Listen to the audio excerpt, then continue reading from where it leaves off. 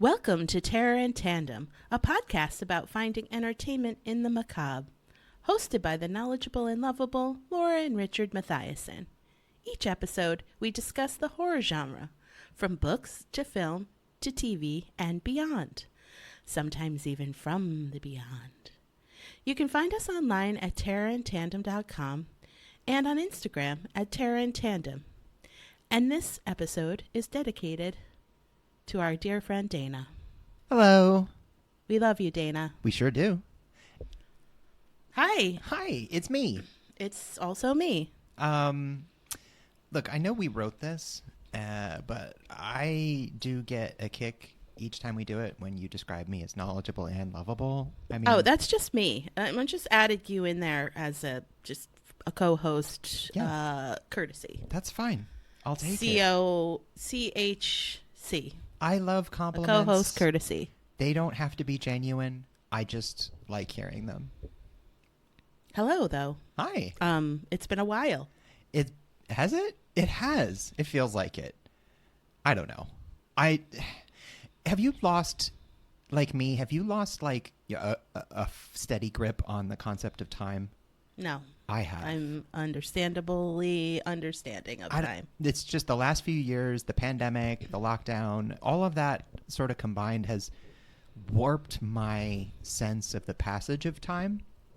I don't know. Maybe also getting older. I don't know. I read that when you get older, your brain sorts your long-term memories kind of in the same pile, which is why older people seem to have trouble, like remembering exactly when things happened, because it all seems like it happened around the same time. Well, listener, I just wanted to let you know that we have pivoted our subject material for our podcast. Now it's terror and aging. Yeah, gerontology with Richard. Join me on my journey towards entropy. So what are we talking about today, though? I'm really except for all of your many ailments. That's every week. It's luxury properties and whatever's falling off my body. So now I'm excited. I had a lot of fun researching this episode, working on this episode. It's music. It's music in horror. It's music to my ears. Music in horror scores, horror soundtracks, the use of music. So why is music so important to film?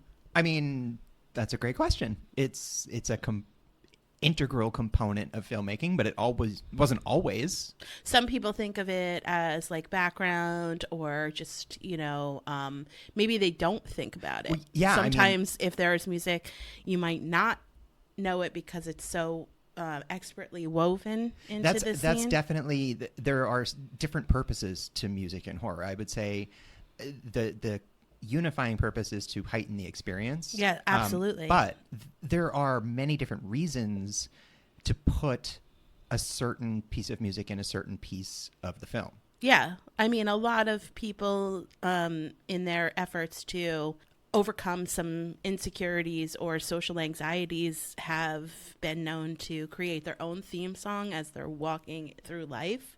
Oh, this sounds personal. No, it's not personal. You No? don't do that, do you? You have a theme song for your life? What is it? I mean, I haven't written my own necessarily. Wow. Yeah, it's just like it's like a sad. Woe is me. It's like a hobo slide whistle clown thing. Like a droopy sound. Yeah. Or it's like a mall. Or that, the one from Arrested Development when they did the Charlie Brown walk. Oh yeah, it's the sad Charlie sad Brown piano. George Gershwin. Yeah. Yeah. Okay. This sucks. No, my theme song, I don't know. I guess it depends. Like, I know that when I'm exercising on those rare occasions, my soundtrack that I listen to tends to be like, well, that's music. 80s music. Yeah, but like I don't compose my own. But yeah, so to your point, when you listen to like heavy metal 80s hair music to exercise, it like serves a purpose. Montage. It serves a purpose to get you your energy up, to keep you motivated. It gets me pumped up to pump myself up. Right. So music is a critical component in TV and film because it is a driver of plot, of theme, of mood. Well, let's talk about a few reasons, a few of the things that music does in a movie. So I can tell you a little bit of exactly, what to your point is how psychologically or scientifically, I guess it would be, not necessarily psychologically, why certain music hits different. Okay. So like the amygdala, what an amygdala is? It's a squishy part of your brain. Well, it's an almond-shaped structure that sits at the base of the brain. And I know it regulates fear. Yes. One of its main functions is figuring out whether or not a person should be afraid. Yeah. Mine only has one answer to that question. That's the part of your brain that sets off fight or flight. So why this is important is music. We are a horror themed podcast, so obviously we're going to talk about music in horror. Researchers in Oxford, England, in 2005 used brain scans to test how people's brain react to scary music. And they played different types of music for people whose amygdala had been removed because of illness or accident. Holy shit. Yeah. I didn't know you could have an amygdala removed and function. Illness or accident. Mm-hmm. Can you have it voluntarily? They found out that people without this part of the brain had trouble recognizing scary music, while people with their amygdalas had little difficulty. That's amazing. So they concluded that the amygdala is what actually makes the scare part of scary music happen. So horror creators out there, if people aren't responding to your work, maybe you just have an audience full of folks that have had their amygdalas removed. So yeah, if scary music doesn't scare you, then maybe you need to talk to your parents. Check for a little scar on the back of the head, like like Damien's 666 birthmark. I think it's really important, when you're walking down the street, as I mentioned, with your own personal theme music. Yeah. Okay. Sometimes it's the Bee Gees. When you're walking down the street, obviously that music choice can be a relaxing walk or a run or something like that. Or like a I Don't Look Like an Idiot song. Yeah. Just nobody look at me. No one look at me. I'm actually cool and I'm not rapidly aging. So in horror films, though, it gives composers a lot of freedom to experiment with all kinds of styles. And that's where, sound design and, composers create suspense and tension in a scene. I mean, sometimes there's a fine line between horror music and horror sound design. Absolutely. They really mix together. I'm thinking like in Jaws. But in horror films, they do work together. For sure. To create, uncomfortable sensations. I mean, regardless of the genre. They build the intensity of the movie as well. The best movies have all of their components, I think, working well together like this. Yeah. If it's a well-composed movie and a strategic plan between the sound design and the composer, then it really should conjure like dread or fear, discomfort, anything that director is saying, this is what I want this scene to say. Yeah. And so music becomes its own character. You're talking like music that is specifically designed to enhance a moment in the movie. So like the shower scene in Psycho specifically has its own very famous composition for that scene. We'll talk about that in a little while. Yeah. But like there are two different kinds of, I think, effects. There's a moment like that, Bernard Herrmann's, score for Psycho, the yeah. That's for that moment of Janet Leigh getting stabbed to death in the shower. But then there are scores that I think establish a tone for the movie entirely. So like the opening theme to Hellraiser that Christopher Young wrote is a very like gothic, orchestral kind of deep sound that sets the mood for everything that's going to come. Absolutely. Well, music and sound have their place in horror. Yeah. And so, most viewers of film will start to recognize certain patterns of a song or music that will send them clues to know, oh, okay, well, there's something bad happening here. Yeah. Or he might be the bad guy. And you see that especially in older films, like when they were still kind of extensions of vaudeville and theater, where the music was very obvious, like really telling you something bad. You know, you can really tell when it starts to hit a minor key that like, uh-oh. And think about when a character is being chased, and sometimes that music that's laid on top of that scene, and how it'll get louder and faster the more danger they're in. Yeah, and it brings you physically along with the character because your heart starts to beat quicker. You know, so it's a like a very immersive way that, and a bit of it is that sort of contract you enter into, that agreement as an audience member that you are going to be manipulated. Yeah, it causes you to feel anxiety. Yeah, like edge of your seat it vibes. Makes you feel ways that, you know, There's are uncomfortable. There's certain music that is meant to make you feel like dread as opposed to fear. Yes, exactly. And also this is where sound comes into play.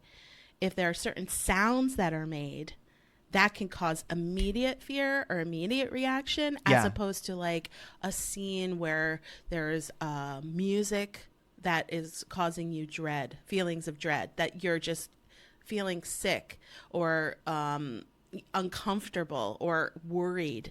It's not necessarily going to set off your amygdala. Yeah. But then that sound comes in and it does. I have an example. I want to hear about how this all came to be. I'll get there, but I've just specifically what you said about very specific sounds and the effect. I have a beef with French director Gaspar Noé. It's beef time. It's beef actually, time with Richard. It's actually a new segment on Terror and Tandem. It's a bouffe. It's le bouffe. This is the tenderloin section. I don't know Gaspar Noé, obviously, because in the already extremely disturbing and difficult to watch film Irreversible, which undoubtedly is a brilliant movie.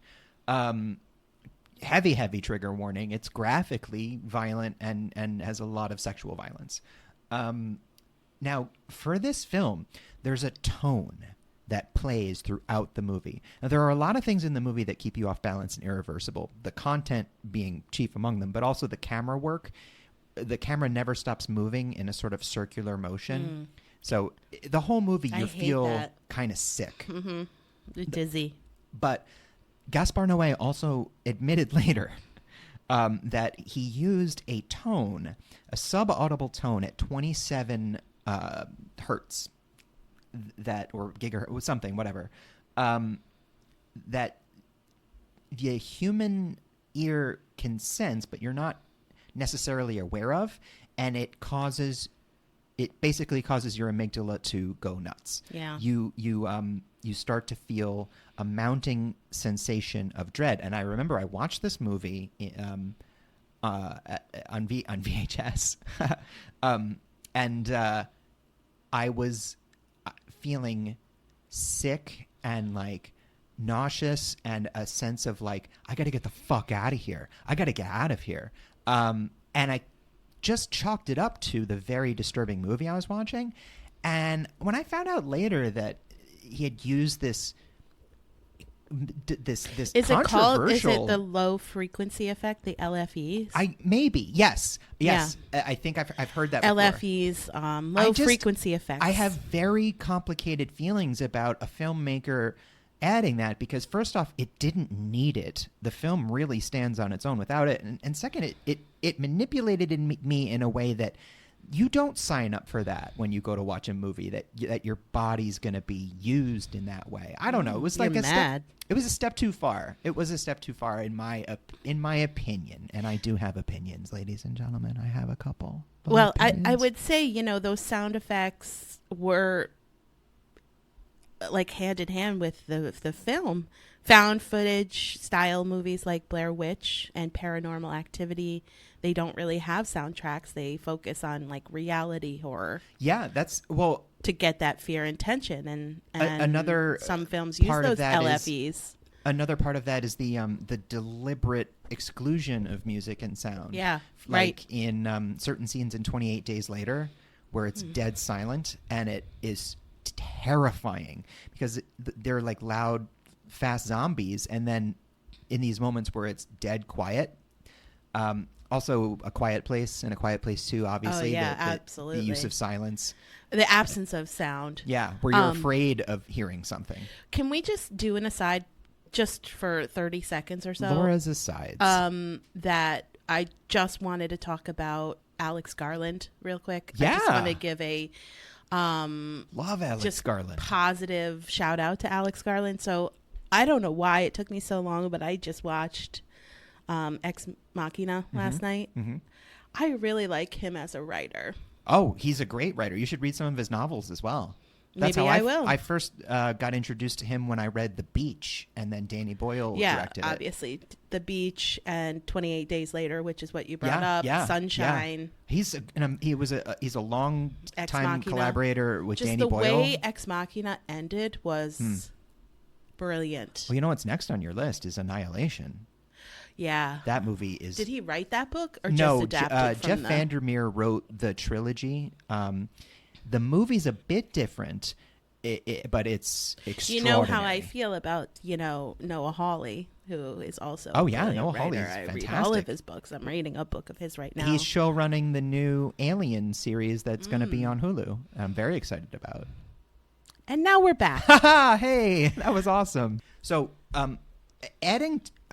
honestly, to something you said earlier before our little aside about music establishing expectations, once you establish expectations, the really fun thing to do is, and the natural thing to do, is to subvert those expectations. Mm-hmm. And another incredible thing that some horror movies do is inserting pop music into scenes, because you carry with you an expectation of that music. Yeah. And when that's juxtaposed with something horrific, the effect that it has on your brain is one of confusion and shock and horror. It's like someone desecrating something in front of you. So some classic examples that I can think of, Midnight, the Stars and You, playing in the ballroom scene of The Shining. That's an old romantic, kind of classic song. And at that point in the movie, Jack Torrance is like losing his shit. As we are as well. Yeah, exactly. Yeah. Because it's really hard to make sense of what's happening in that film. It can also... until it all makes sense. It can also sometimes be a lot of fun. Yeah.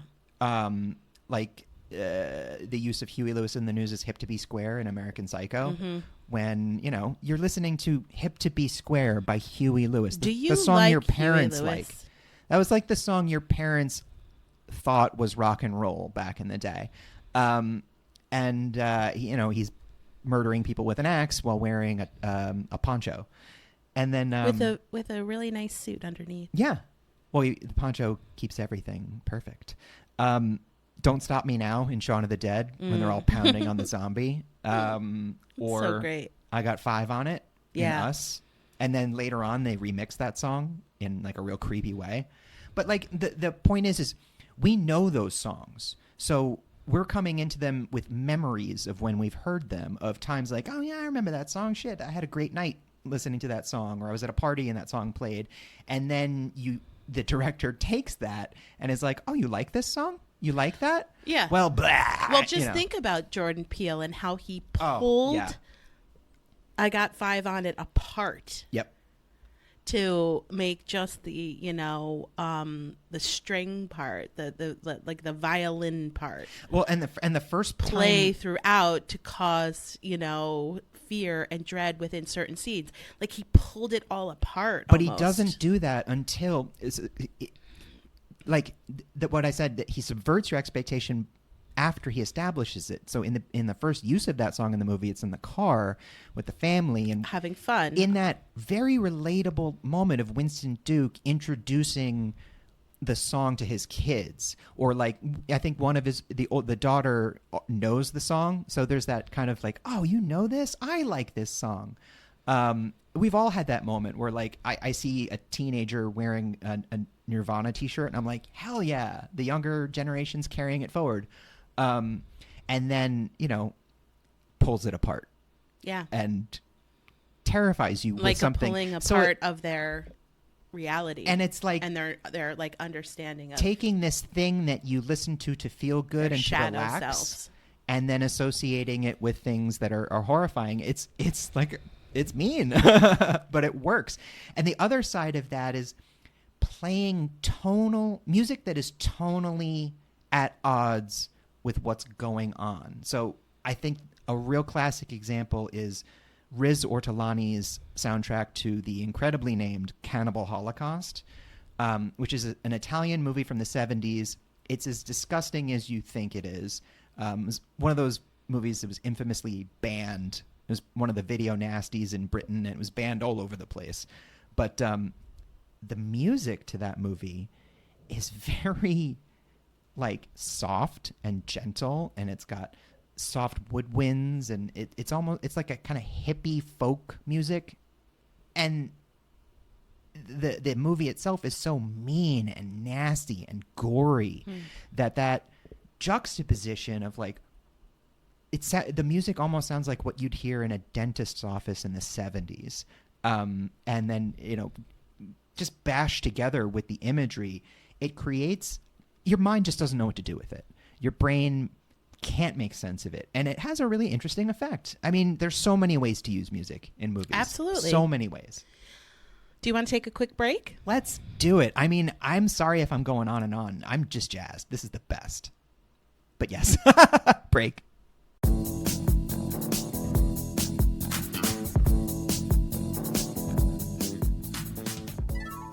You've finally done it. Moved your family away from the big city and out to the suburbs. But now the commute to your secret murder space is just brutal. You provide for your clueless loved ones. You make sure they have everything they need. But who's going to make sure you have the space to vent your demons out so you don't kill your whole family just to make the voices stop? Well, welcome to H.H. Holmes's Home Dungeon Design, your one-stop for custom dungeon and torture solutions. From trapdoors that lead to vats of acid, to shackles bolted to the floor, we have all the rotating knives, iron manacles, and medieval torture devices the Catholic Church used to be really into back in the day. And everything's made in America, the way God intended. All of our hidden compartments blend seamlessly into any design and are coated in stain-resistant splash guard. Ask about our hidden sluice gates and fluid collectors. No matter what form your murder fetish takes, we've got the classy, tasteful solution for you. And remember, everything comes with a 100% satisfaction guarantee. If your family finds your kill room, we'll provide a new family free of charge, with just a modest disposal fee. H.H. Holmes's Home Dungeon Design. Because there's no need to sacrifice style and discretion while you punish the wicked. This is a fake ad for a fake product on a horror-themed podcast. We do not endorse nor condone kidnap or murder, no matter how bougie your kill room is. Hello. Welcome back. I'm trying something new with my voice. How do we like it? I hate it. Okay. Well, that didn't last. So we just talked about a bunch of reasons to use music and what it does. What are we doing next? I wanted to talk about the parts of music. Oh, yes. The different parts of the music that why it can be scary. The pointy parts, the dangly parts. This is a little bit of the chunky parts. Music education moment. Oh, welcome to Music Education Moments. So I'm going to talk about Mems. a few different parts of music here. I'm glad that this for this episode we're recording from our Los Feliz property that has has the sound studio. Has the sound studio in it. Yeah, the one that Brad Pitt wanted to buy. And Yeah. we were like, no, use the one on your vineyard. Yeah, I mean, You can't have ours. It Ours was is- nice spending the day with him, but Yeah, I mean, he's a lot of fun. he sure is. And he always has great stories to tell. So rhythm. Is going to get you. And I'm going to talk about it as it sorry. relates to, the horror component. So Okay. rhythm, the thing I don't have, a heartbeat, a ticking clock, footsteps, Yeah. a galloping horse. a syncopation. And by changing that pace, speeding up the rhythm or slowing it down, the composer sends a signal to the viewer that they can be on the edge of their seat. Right. And So also that's rhythm. the That's speed at which they increase that's the what pace. I said, by changing the pace. No, but not speeding up or not just slowing it changing the down. pace, but like how long they take to change. Like if it's a slow ratchet up Yeah. as opposed to a fast crescendo, it can have a different effect on you. Absolutely. And so the next part is dynamics, which refers to how loud or soft notes are played and how the volume changes during the course of a song. So soft, eerie music can raise suspense by suggesting danger in the distance and getting louder that may hint that someone is about to jump on you. And the sense of anticipation that heightens, like there's that sweet spot. You want to withhold from the audience long enough to get them in the right, like baste them, marinate them with fear, but not so long that they lose interest. Yeah. Yeah. Grease the skids. Oh, nice. Pitch. Okay. So have you ever noticed how people's voices often get higher when they're nervous? I mean, sometimes. So composers often build this behavior into their music, and they raise tension by having instruments or voices shift upward in pitch to higher note. I mean, it's fascinating that Think Psycho. Psycho and Us. Yep. It's so interesting that for a horror soundtrack, you deliberately do things that a music teacher would fail you for. I mean, you're making atonal sounds, you're clashing pitches and doing things that are designed to displease the sensations. Yep.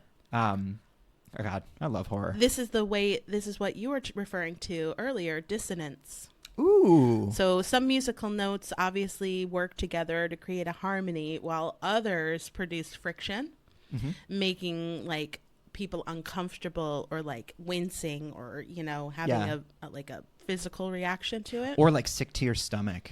Yeah. Next up is strange instrumentation.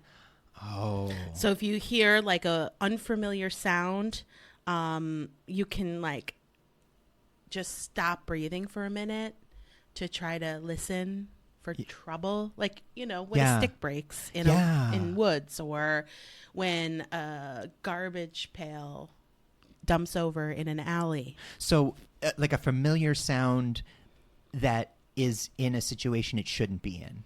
Right. Yeah. So you're like, I know what that is, but why am I hearing it right now? Yeah.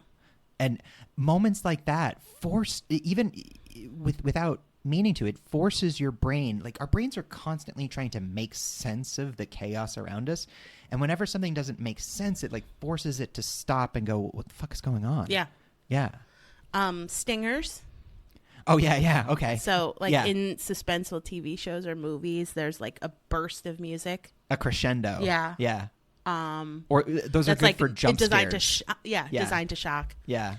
It can sometimes be a little cheap, but at the right, I think it sparingly used and properly placed.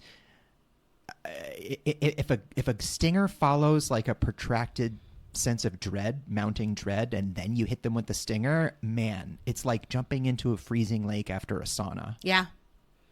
And then Which I've done, and it's nuts. My last is playing with expectation. Yeah, we just talked about that. Yeah. Before the break. Yeah. So, like listening for the silence, or like a nice, gentle song. The composer will often try to get, the audience to relax before delivering the big, tense crescendo of the song. That's the benefit, I think, of scoring films now, is you have a century to play with. and so much expectation to fuck with. Think about like a baby's lullaby or like Oh man, a yes, gentle song like Rosemary's Baby. yes. We're going to talk Played about that a little little later. bit out of tune, Yeah. or in a little strange Using something setting. that is traditionally supposed to comfort you to upset you. One of the, I know this is a terrible movie, but Flowers in the Attic, I felt like did that so well. I'm sorry, So I trashy. I know. But- No, listen, it's a classic. do. So But damn. those are just sort Like of for the younger components. generation, if you think Game of Thrones was the first one to kick off it that wasn't. craze, it wasn't. That for some reason we've been obsessed with that shit forever. And for anyone who's read it, you know what I'm talking about. I mean, Blue Lagoon, I think, was the first. Yeah, no, Flowers in the Attic the book came first. Maybe. V.C. V.C. Andrews. Yeah, man. Oh, yikes. So that sort of, I just wanted to, as we talked about Jordan Peele pulling apart, I've got 5 on it. I wanted to pull apart music in film and why there are certain elements to it that can make us afraid or feel certain emotions. And every that time we you discussed. say pull apart, you're making like a taffy separating Yeah. motion of like, yeah, like you're holding. Well, think about the pulling apart of the the strings of the shadow selves in us. Yeah, yeah. Cutting So- the tethers. Yeah. Yeah. The Tethered. Oh, it's such a good movie. Untethered. If you know, you know. Yeah. Okay, so So you want to get into that, like the history and the evolution of horror sure, scores? you can. And then after that, I'm going to talk about characters that have their own theme, and then I'm going to hit on my favorite soundtracks. Yeah. So obviously, the earliest horror movies were silent movies. The earliest of any movies were silent movies. But interestingly enough, that doesn't mean they were completely silent. They didn't have sound or dialogue or recorded music or anything like that. But in production, in the screenings of them, they would often be accompanied by live music. bands. Yes. One of the first and most famous examples of this is F.W. Murnau's classic 1922 film, Nosferatu, which is subtitled A Symphony of Horror. Wow. Now, this was, I think, maybe the first film to have its own score. If not the first, then certainly one of the earliest. It was composed by Hans Merdman, which is a great name for someone composing yes. a horror movie. Merdman. Merdman. Unfortunately, as is the case with a lot of material from this era, there are no original recordings left of Merdman's score. The music still exists, like the sheet music, so you can play it, but there are no original Merdmans. How would they even have done that? In the 20s, on record, they could just put it on. Like live? Yeah, you can record on what's his name? Edison had the wax cylinders in the 19th century. Okay. So, That's what I tuned into this podcast for, is a little history lesson. now Nosferatu was, they would have a live orchestra, or they would have a pipe organ that would play the score for the audience while the film silently screened on the screen. And I've actually seen this happen. They do this every once in a while. I went to see it in LA at the Silent Movie Theater. It's just a screening of Nosferatu, and they had an organist come in and play, and it is so cool. It's really, really fun. If that ever happens in your town, go for it. It's really, really neat. So obviously talkies were introduced, movies with recorded sound and dialogue, but the early talkies of like the early 30s and late 20s didn't necessarily have music that was composed for the movie. Sometimes they would repurpose like existing classical music and just put it in the film. Did anybody ever watch and then make music after to add to it afterwards? Not in the early days. It was more like they would take some existing Beethoven or something and just throw Right. it into a scene. And some film studios had an existing rule that music would never be played over dialogue because they didn't want to distract. They were still kind of figuring out how audiences would respond. Some producers were like, audiences are going to hate this. No one's going to want this. Other producers are saying, no, it adds so much. Obviously, we all know how that battle ended. Of course. Music, it's impossible. It's very difficult to imagine a film without music, to the degree that that's a very specific artistic choice to make, to not include music. So it was really horror movies, again, that sort of blazed the trail for this. 1931's Frankenstein had a full orchestral score composed for it. And that was done... And did it play live? No. Frankenstein was a full sound movie. Okay. Made in 1931 by James Whale, starring Boris Karloff and Colin Clive.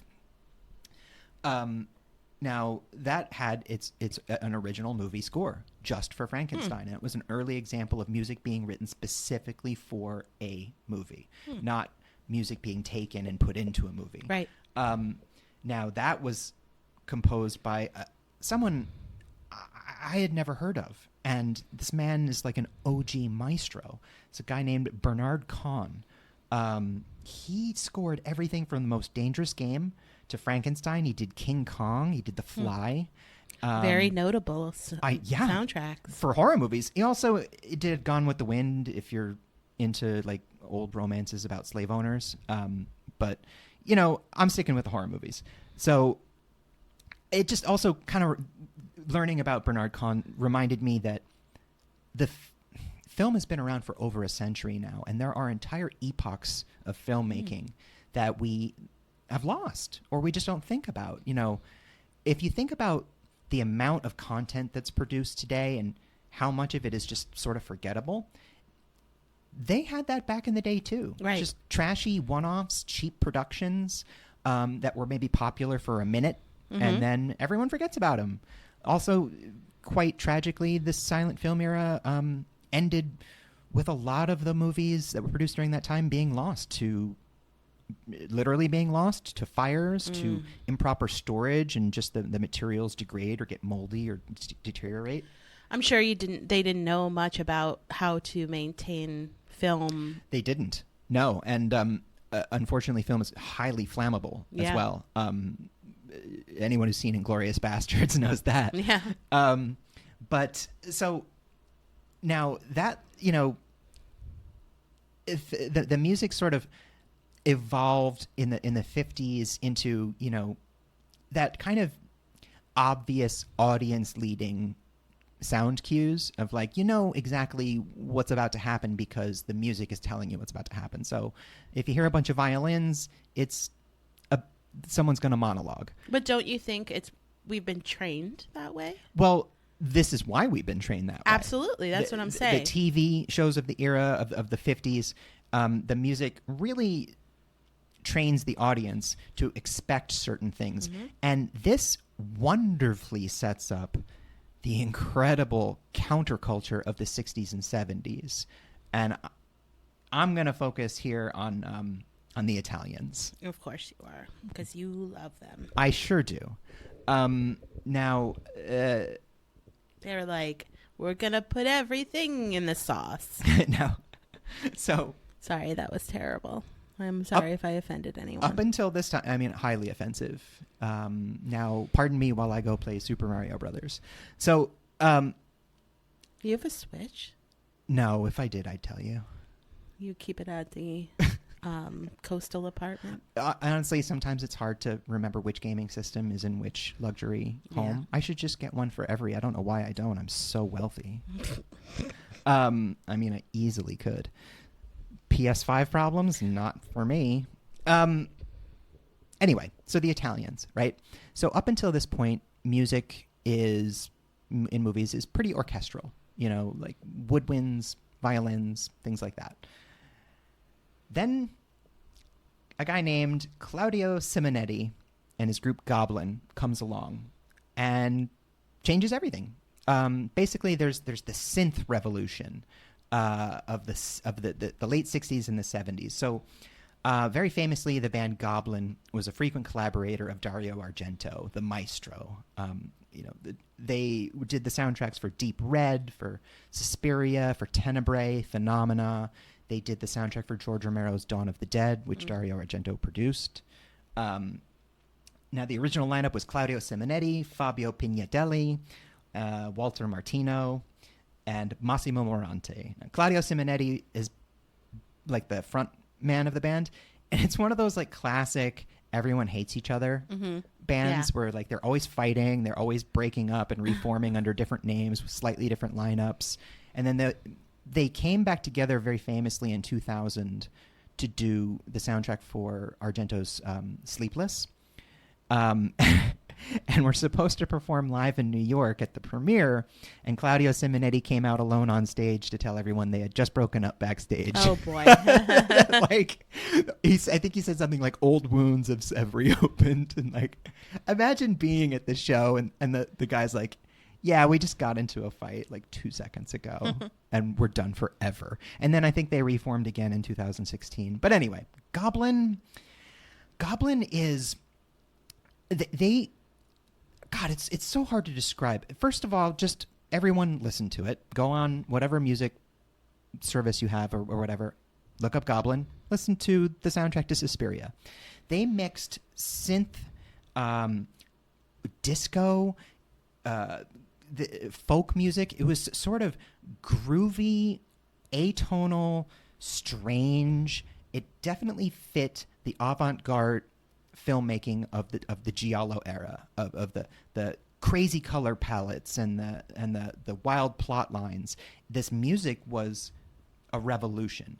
And there were other composers, my favorite being Fabio Frizzi, who was a frequent collaborator with Lucio Fulci, did the music for Zombie and The Beyond, which is like my favorite soundtrack of all time. We'll get to that. Oh, okay. But I was going to bring that up. We'll totally get to that. But so the Italians, and earlier I mentioned Riz Ortolani, who did the weird soundtrack for Cannibal Holocaust. They took everything that came before and they exploded it. I mean, they subverted the genre so completely it barely was recognizable. And that of itself was sort of short-lived. It gave way. It definitely created the music of John Carpenter.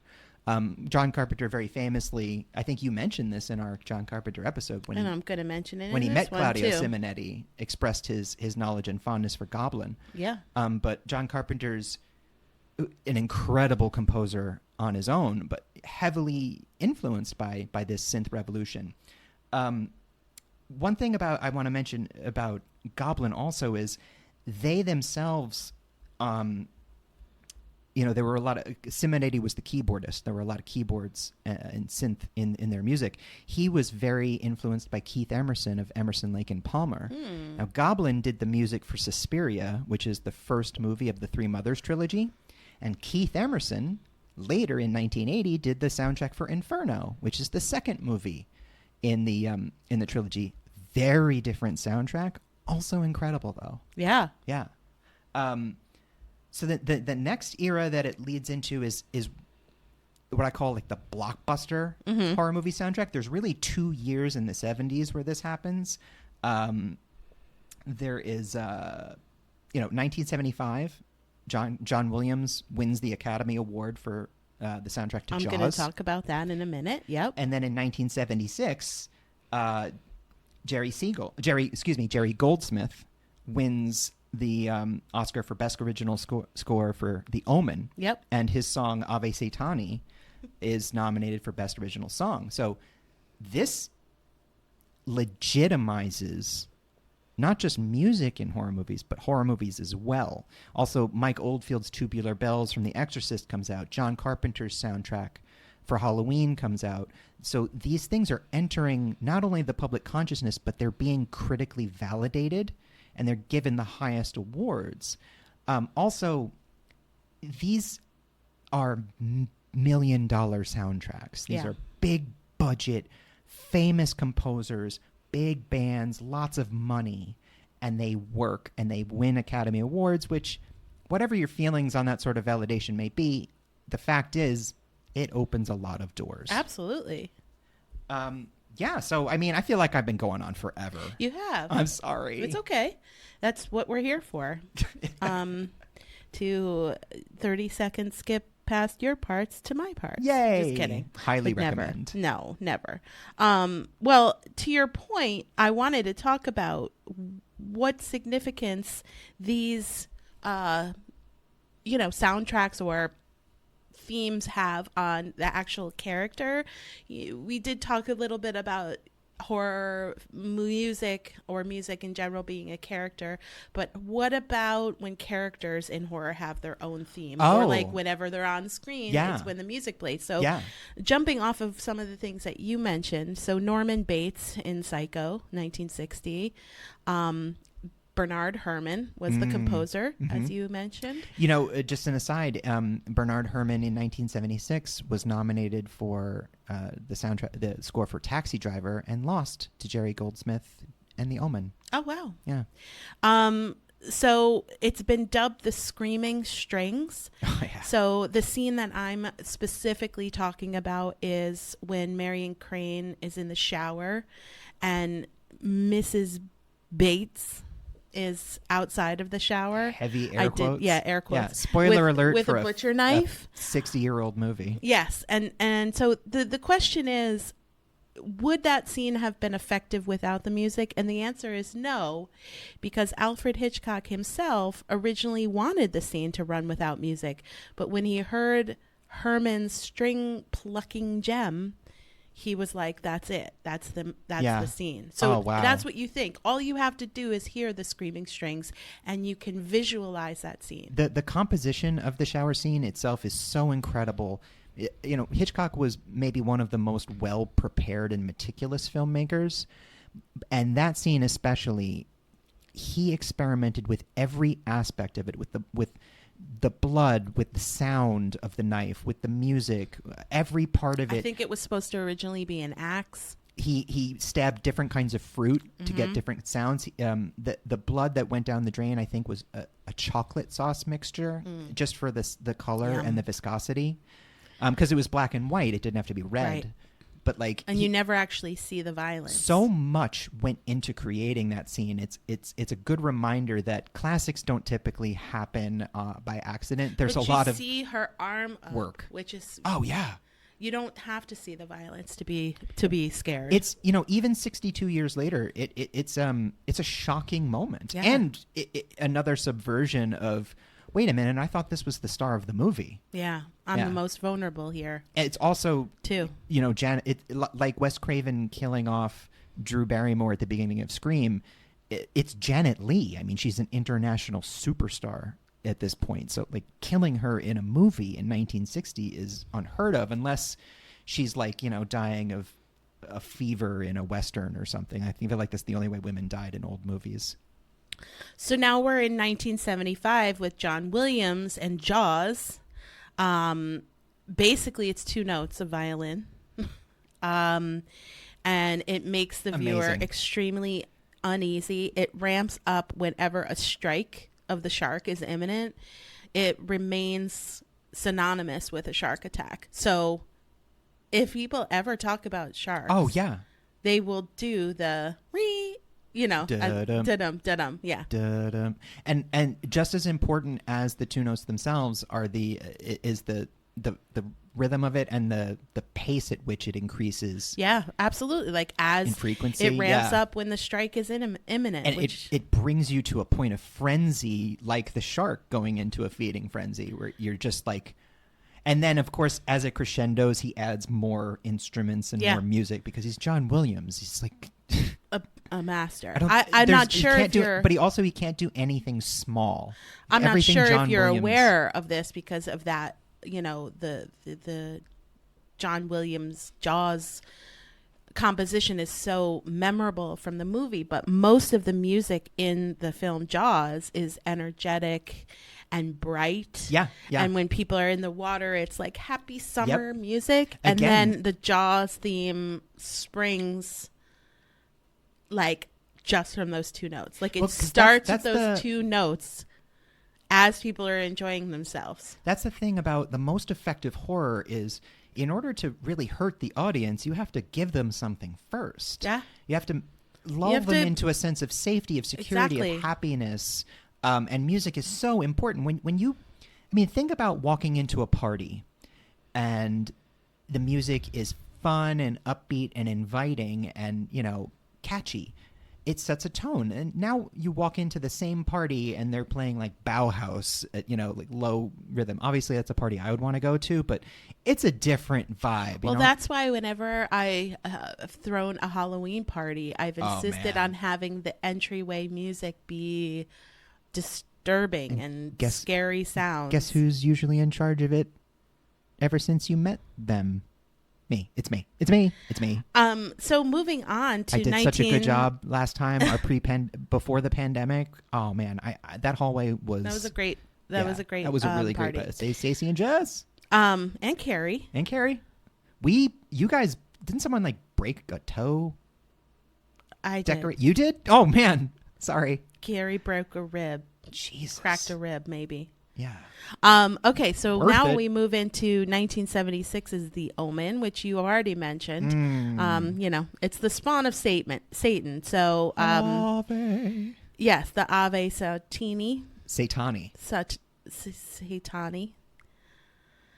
So Jerry Goldsmith's Ave Satani is the chant that is really part of Damien's presence on film. And it's got that incredible baritone singer that comes in with the Latin. I think it was it was pretty strange that it's a song all in Latin that was nominated for an Academy Award.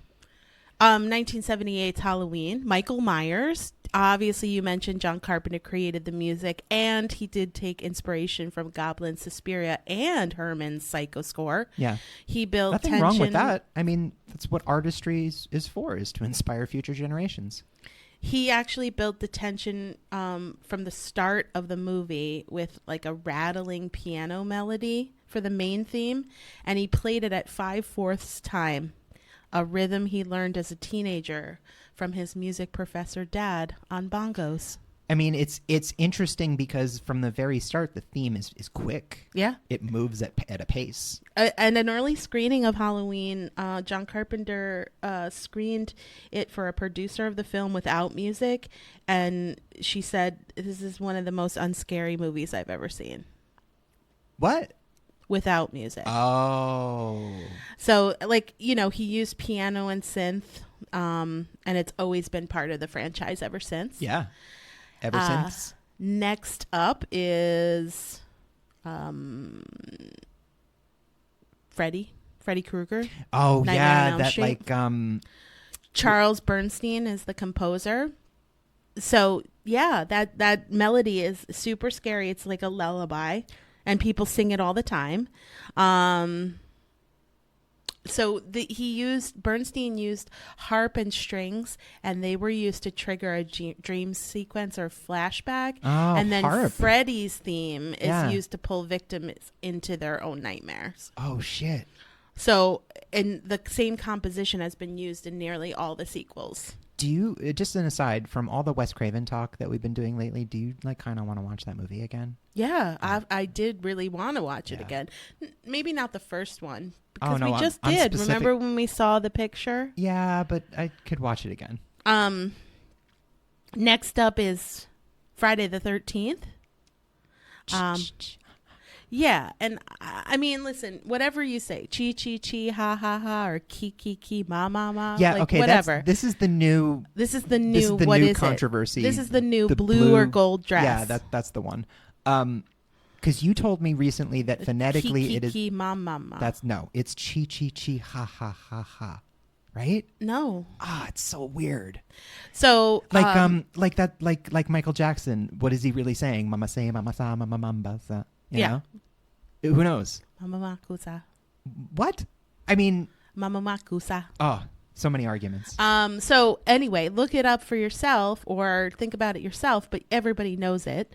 And And it was since part 2 of Friday the 13th, there's been a fully orchestrated chase music employed in the Friday the 13th Old films. running through the woods music. Always with Jason. Yeah. Always Jason. It's always Who, by synonymous the way, with him. doesn't run ever. No. Never runs. He doesn't even really walk fast. The best thing about Jason is that he will get you without breaking a sweat. It's got like a similar vibe to the Screaming Strings. It was definitely influenced by that. Yeah. There's a disco version of it in What? part 3, 3D. Oh, right. Yeah. Okay. Yep. And cocaine. right. All my The ideas 80s, are yeah. incredible. And then the last one I wanted to mention is Candyman. Yes. We're going to be doing a remake on Candyman. We are. But Spoiler. Can we cut that? the original film is by Philip Glass. He's recently composed for the film or the series Fall of the House of Usher. So Yes. that's exciting. Which is, incredible. I mean, Philip Glass is such a he's done so renowned much. master composer who his style is so eerie, but he really hasn't scored a lot of horror, honestly. I can really only think of Candyman, to be honest, and the sequels. So he scored the original, but Robert A. Lowe created Music Box as the haunting theme for the 2021 Candyman remake. So, definitely different scores, and that's one of the aspects of the remake that we'll definitely focus on. But they were very different movies. Yeah. His musical name, Robert A. Lowe, Likens, is also like the moniker for like Lycan. No, Lichens. Oh, okay. So he's done a lot, and he's like pretty much in it right now. Well, that's awesome. I want to mention, getting back to the epochs of music.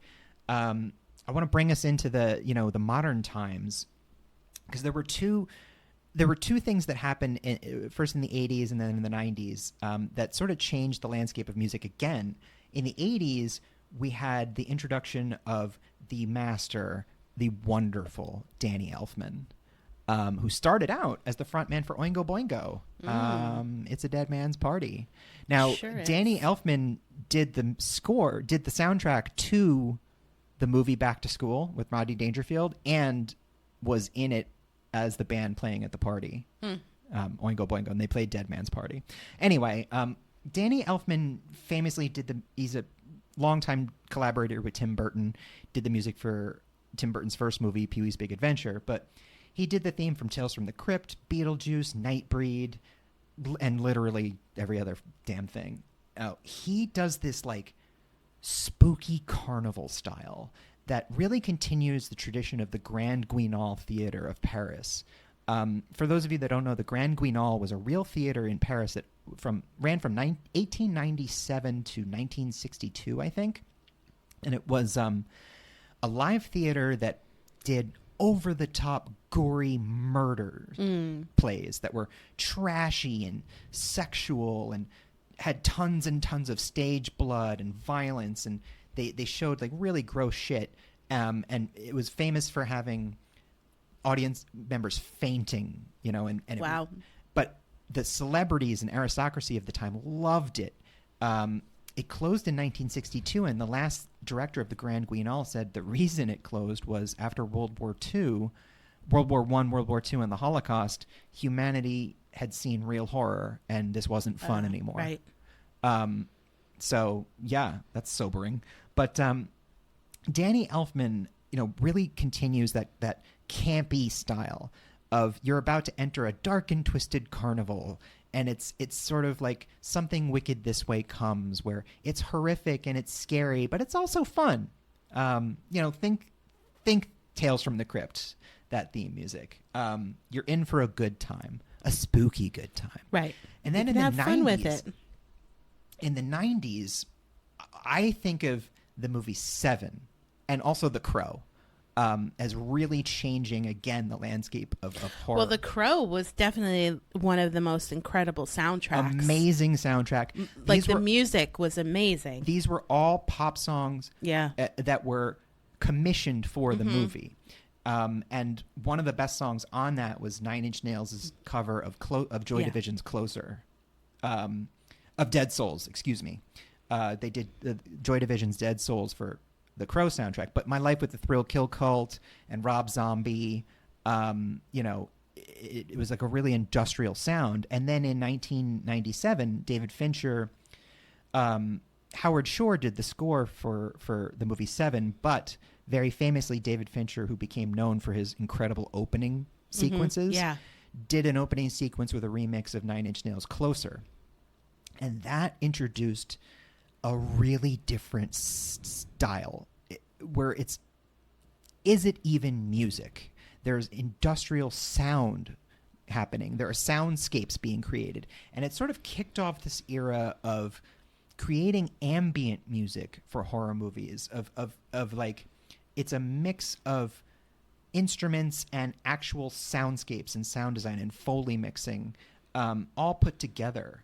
Trent Reznor, went on to obviously have an incredibly successful career scoring movies. He won the Academy Award for Soul, but one of my favorite scores is for The Social Network because he scores it like a horror movie. The music you're listening to when Jesse Eisenberg's Mark Zuckerberg is sort of inventing Facebook is ominous because Mark Zuckerberg is a fucking soulless monster who created something horrible that's done a lot of damage, and the music of The Social Network really depicts the creation of this thing as not a wonderful revolution in technology, but as something very dangerous. Which I think we've all come around to. So, that brings us to the modern days, and I guess now that we've talked about music so long, let's talk about the ones that we just personally really like. Yeah. How many do you have? I don't know, a bunch. I'll go quick. This is going to be a quick segment. Welcome to Quick Segments. My favorites. So one of my favorites is Clockwork Orange from 1972. Definitely a horror movie for anybody puffawing right now. The synthesizer pioneer Wendy Carlos created a super stylized film score using excerpts from pop and classical music, Beethoven and Rossini most notably. Symphonies were interwoven with electronic transition by composer Wendy Carlos.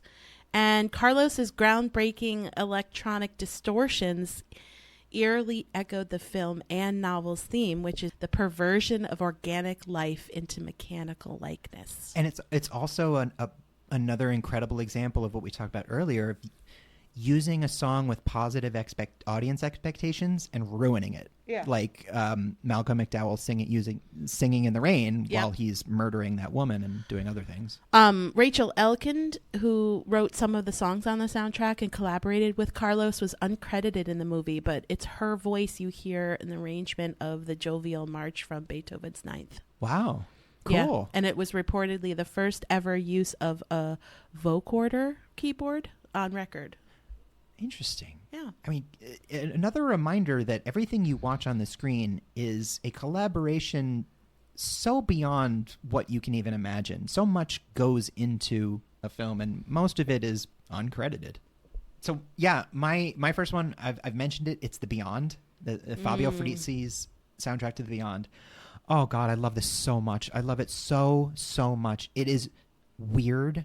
It is beyond. It's haunting. The movie itself is wonderful. It's one of my favorites. It's really weird, surreal. Look, I'll level with you. It doesn't make a ton of sense. It's super gory. It's a Lucio Fulci movie. Quite famously, one of Roger Ebert's most hated movies. He hated this movie. If you want actually something fun, go look up Roger Ebert's review of The Beyond, 1980's The Beyond. It's a real reminder of how fucking snobby it could be. Like, it's an incredibly elitist review from a time before social media when we were getting our reviews from just a handful of critics that were very qualified, but he really, really lays into this. Anyway, The Beyond, it's a wonderful movie. The soundtrack it's classic Fabio Frizzi. It's very 70s. It's very strange. It uses a lot of baritone vocals and strange woodwinds mixed together with synth sounds. Laura got me a vinyl recording of it, a limited release that came out a couple years ago, and it's blood It was red. like the 25th anniversary It's or something. so cool. But my special love for The Beyond also comes from back in 1998. The Beyond is one of Quentin Tarantino's favorite movies. And in 1998, he restored and released the movie theatrically in a couple of cities, and New York was one of them. And my friend Dana and I, who we mentioned at the beginning of the episode, went into the city to the Angelica Film Center on Houston and Mercer, and we saw The Beyond in the theater. And it was the first time we had ever seen it. I'd only heard about it, and I wanted to see it because it was an Italian horror movie and because Tarantino loved it. And there was a really fun moment where, we were sitting there and there were like these three guys in front of us that were like classic Beavis and Butthead AV Club types. They all had like metal T-shirts on and long hair. And they got up, and one of them got up to go to concessions, and the other one yelled out to him like, "Stuart, get me some snackies." And Stuart, get me some snackies has just been a thing for Dana and I for like, I don't know, 20-something years. When was 1998? A million years ago? So it's just like a super happy memory. But I've seen The Beyond a ton of times since then, and I still love it. So it's not just colored by this wonderful memory of being a teenager sort of sneaking into Manhattan to go watch this weird movie with, honestly, the only person weird enough to go watch it with me, Dana.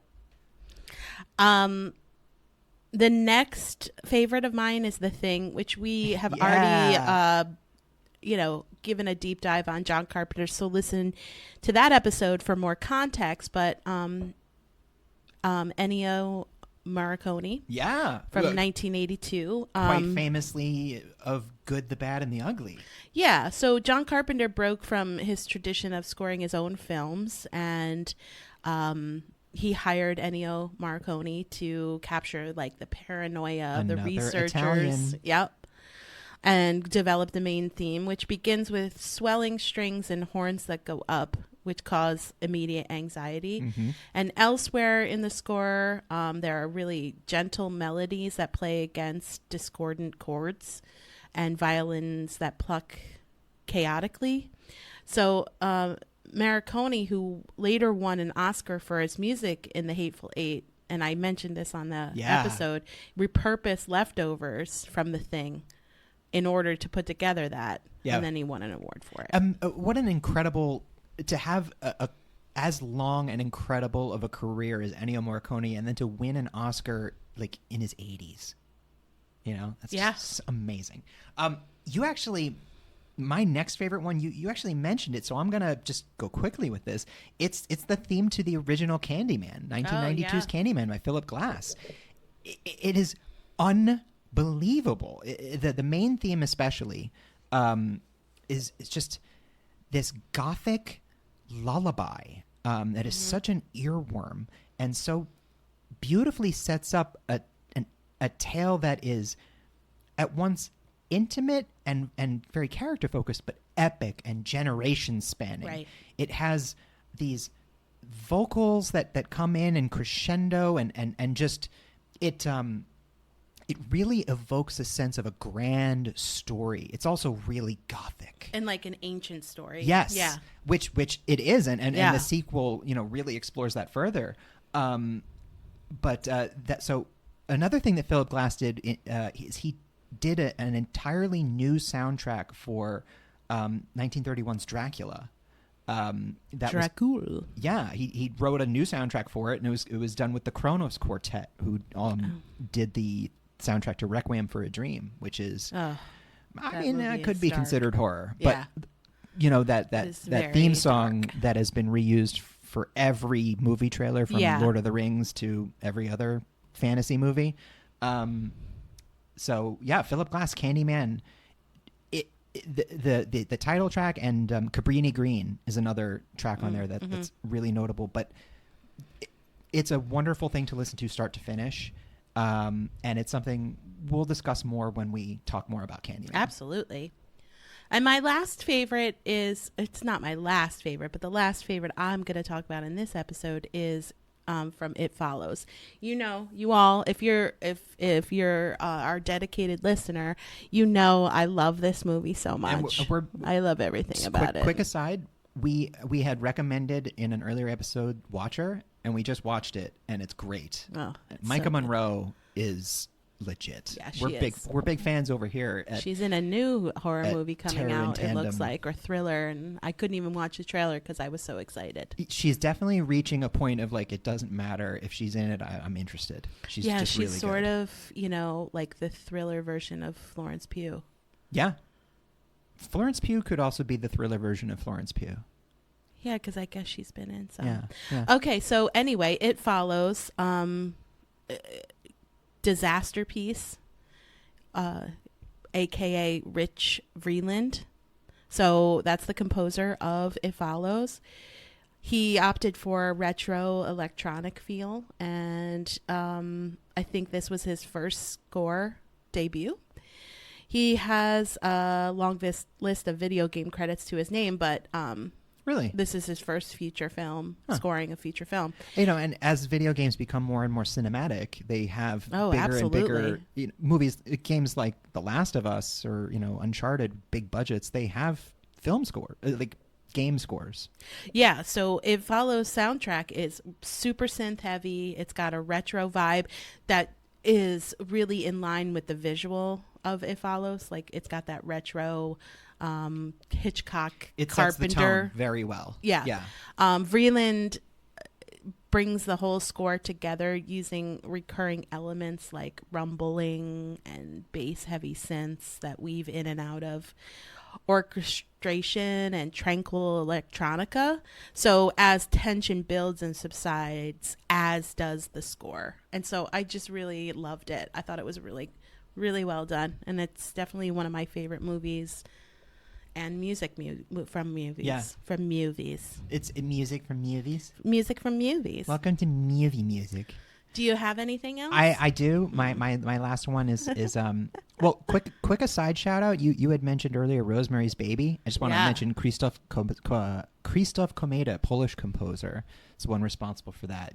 With that, he was a contemporary jazz composer, which explains the use of saxophones in certain scenes of the movie. And it's sort of groovy feel, but he really knocked it out of the park in the opening theme with that lullaby, like la. Yeah. Just mixed with. I mean, with a young Mia Farrow's like pixie look in that movie. The lullaby. It's very. Think about like when kids are singing. Yeah. Or when the choirs are singing, like in horror movies. The kids singing in Nightmare on Elm Street. Yeah. It's super creepy. Anytime kids sing, it's creepy. It's just a natural law that the sound of a child's voice is unnerving. One of the friends of our show is a kindergarten teacher, and she told me that her new class, one kid started singing, 1, 2, Freddy's coming for you. And she's like, no, thank you. Oh, shit. No, thank you. That's amazing. For a kindergarten kid to come in and sing it, I don't think that it's kid amazing. is either got an incredible future or a disturbing one. It's too early. Yeah, my last one. It's a double feature. It's Suspiria, which in our deep dive on Dario Argento, our Rake remake on Suspiria, you can check this out more in detail. Yes, we did a remake on Suspiria. We talked about the music a little bit, so I'll just mention they're two very different soundtracks for two very different movies. Goblin's soundtrack is perfectly paired with Argento's wild color palettes and bombastic, crescendos and moments of just orgiastic violence that really peak. It's loud, it's atonal, it's a strange cacophony. Yes, excellent. It's a cacophony. It is. It's almost a maelstrom of sound. Whereas Tom York's soundtrack for Luca Guadagnino's remake is haunting and melodic, just like you would expect from Tom York. It's very Radiohead, where it's his Those Tom drawn York's out voice notes. is very it's drawn out, and it's in a minor key very often, and It almost makes the terror really deep. well, it really fits the tone of Guadagnino's remake, which was, I'd say much more of a slow burn than the original, and then peaking with this incredible Like crescendo denouement. of visual and Yeah. crescendo of music. But there was it was much more overtly a feminist movie than the original, and an exploration of like witch pagan fertility and witchcraft and motherhood and things like that. And Tom York's voice is just such an incredible companion for that mood. Absolutely. Two soundtracks that really show the importance of finding the right collaborator, just the perfect pairings.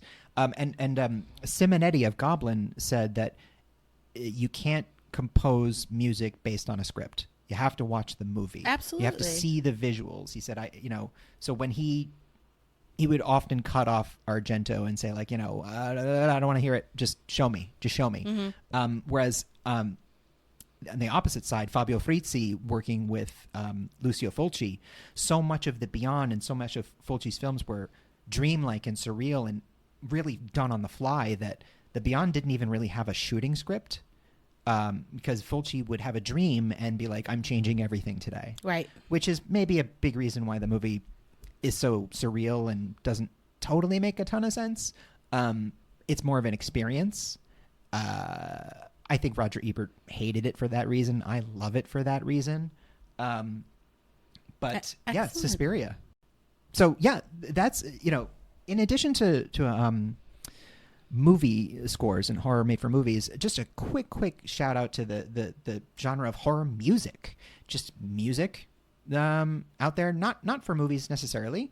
You've got the obvious bands like the Misfits, Black Sabbath, Typo Negative, goth genre, dark wave. I grew up loving Susie and the Banshees and Depeche Mode and Bauhaus and stuff like that. There's also Gwar, which I would argue is better costumes than music, but Insane Clown Posse. yeah, ICP, just stuff like that. I want to give a quick shout out to a side project of a guy named Anders Manga. He's like a dark wave musician. He's been around for a while, but he's got a side project called Terrortron that you can find him on Spotify and Bandcamp. He does soundtracks to movies that don't exist. So he's got albums. My favorite is Hexed. There's also Orgy of the Vampires and Necrophiliac Among the Living Dead. So they have these like amazing titles that really evoke the 1970s Italian wave. Really good cover art, and the albums are connected to, what I mean is the songs. You didn't mention Iron Maiden. Oh, obviously Iron Maiden's artwork, the skeleton, all And that. their music. Yeah, and the music. Number of the Beast.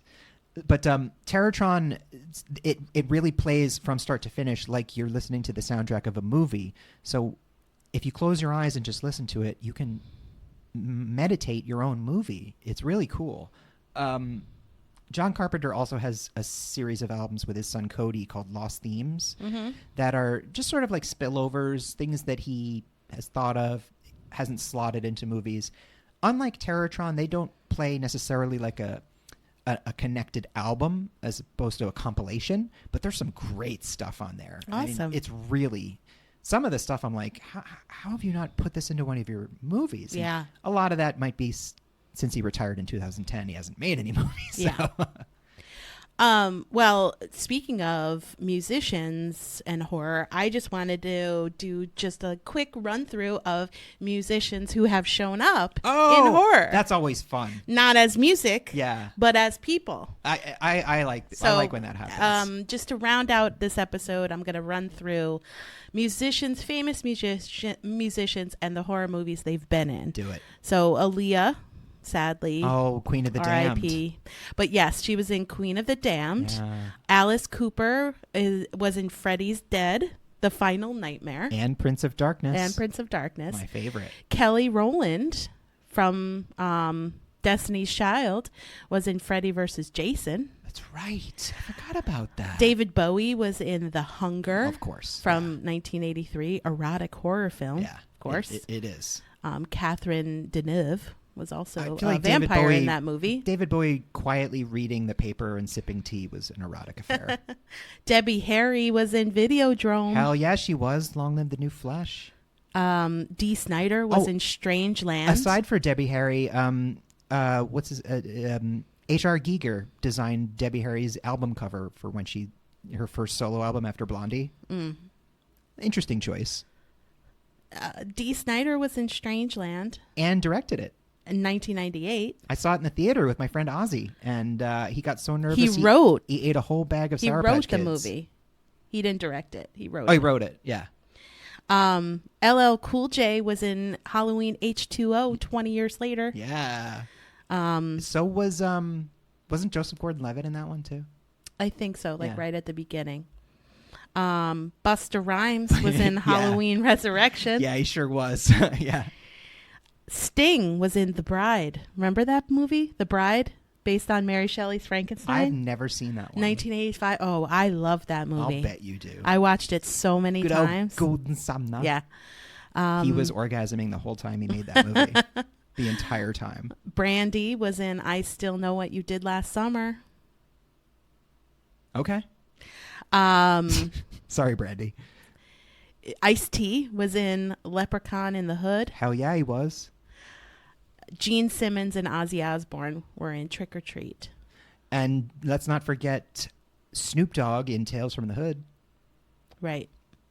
Yeah. I mean, it's a long tradition. Yes. It's a long, happy tradition. Meatloaf in, wasn't he in, shit? Wasn't he in Shit? Probably. No, what's it called? Why can't I think of it? Time Warp. Oh, Rocky Horror Picture Show? Wasn't Meatloaf in that? Probably. Well, thanks for joining us as always. This was one of my favorites to do. I had so much fun. And just a quick shout out to our music contributors, Carrie Denver and David Suspanic. So talented. Honestly, the music for our podcast wouldn't be anything without the music. It would be poop. See you next time. Bye.